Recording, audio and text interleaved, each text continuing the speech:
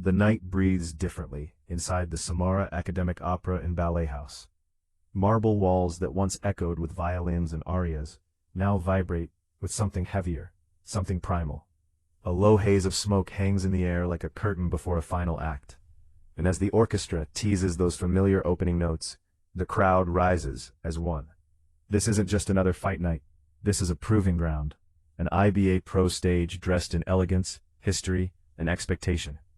Under the lights, two paths are about to collide, both forged in the same country, both pointing toward very different futures.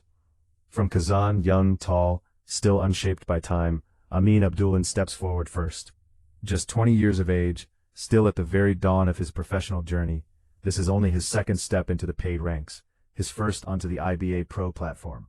Born in Uzbekistan, raised in Russia, carrying ambition that hasn't yet learned fear, Abdullin walks with a calm that betrays his inexperience. He knows tonight matters.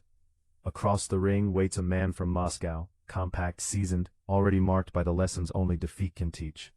Ruslan Belousov doesn't need smoke or ceremony. He has already crossed oceans for this sport, boxed under foreign lights in Havana, tasted disappointment, then returned home to remind himself who he is. This contest, 6 rounds at 57.2 kilograms, is youth versus experience, length versus pressure, theory versus application. The crowd murmurs not because they doubt the fighters, but because they sense the tension building. Somewhere between the opera balconies and the canvas below, a story is about to be written, not in music, but in leather and bone. When the bell rings, the contrast becomes immediate. Abdullin stands tall, black trunks trimmed with gold, a silhouette built for distance and discipline. 7 years younger, longer in reach, higher at the shoulder, he represents potential still in its raw form. Belousov, shorter, stockier, coiled like a spring, carries the weight of rounds already lived. From the opening exchanges, it's clear this won't be reckless. Belousov probes with intent, slipping low, stabbing the body with a jab that announces his plan early. He wants inside. He wants ribs. He wants to make the taller man uncomfortable. Abdullin answers by snaking straight shots down the center. Testing range, testing patience. Each time his jab lands, the distance looks vast, almost cruel. But boxing has never been about what looks good. It's about what works. Belousov begins to slip beneath those long arms, timing the gaps, firing hooks downstairs whenever space allows. Abdullin switches stances fluidly, orthodox to southpaw, trying to disrupt rhythm, trying to stay unpredictable. Inside, Belousov rips with purpose, his shots compact, economical, meaningful. The referee keeps a close eye on the waistband. Abdullin's height makes everything look borderline, but the message is clear. This is clean, this is professional, and this is tactical. The crowd hums with appreciation rather than noise, understanding that this opening round is chess, not checkers. Abdullin flashes moments of brilliance with uppercuts on the inside that shouldn't exist for a man his size. Belousov answers by reminding him that length disappears when the gap is closed.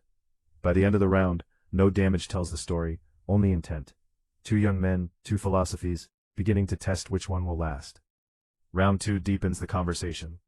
Abdullin's feet stay light, his posture upright, his jab flicking like a measuring tape. Belousov meanwhile grows bolder.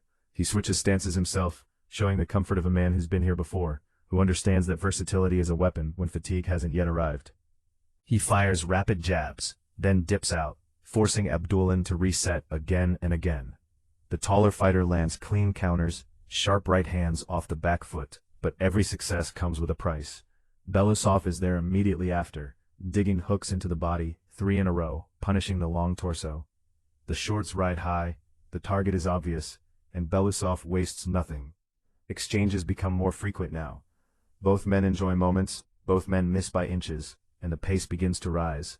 Abdullin's switching continues, sometimes effective, sometimes leaving him square and vulnerable. Belousov reads it, steps in, clips him with arcing shots that don't necessarily stun, but they score. The crowd senses how evenly balanced this is becoming. Neither man is running away with it, but one thing is clear.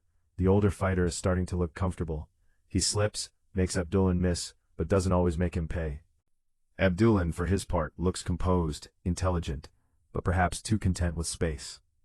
As the bell ends the round, the feeling lingers. This is competitive, but the rhythm is beginning to tilt toward the man who understands 6 rounds better than the one discovering them. The third round becomes the first true shift.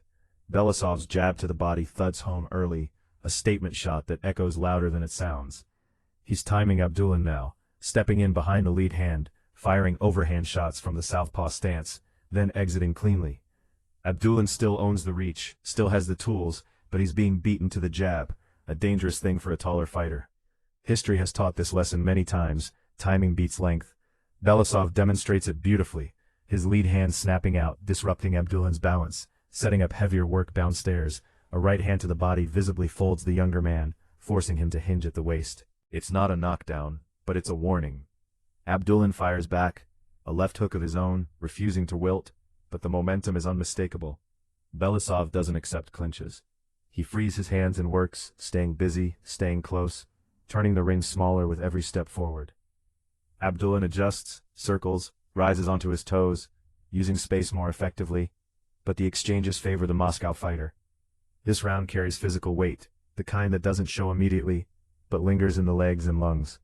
By the time the bell sounds, Belousov looks fresher, sharper, his experience beginning to surface as more than just a footnote.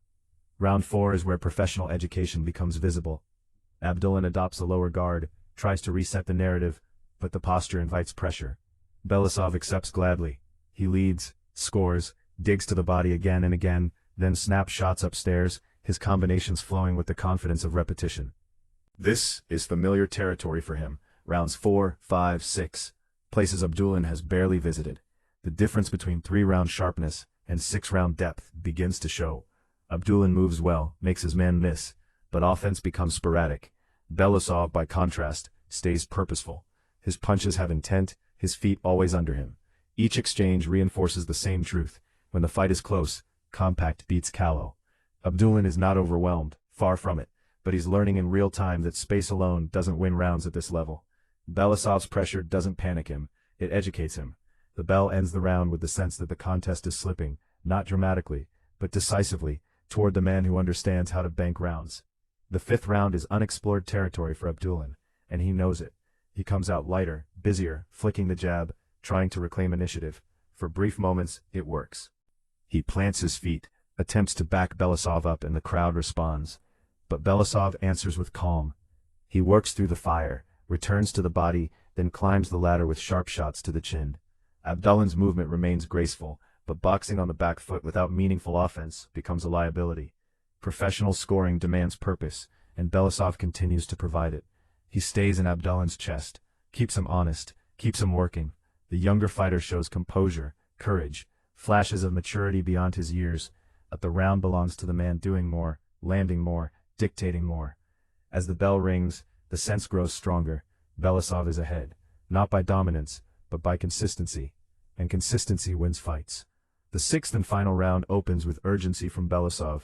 He surges forward, determined to leave no doubt.